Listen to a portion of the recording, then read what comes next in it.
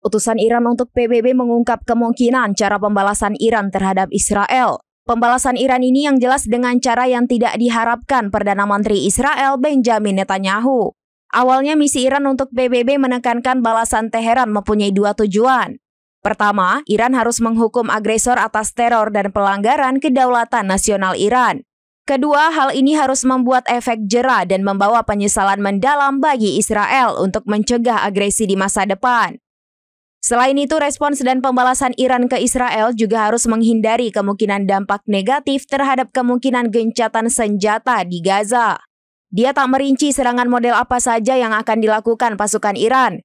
Namun pejabat tersebut mengisyaratkan adanya serangan laut dan darat atau kombinasi dari keduanya.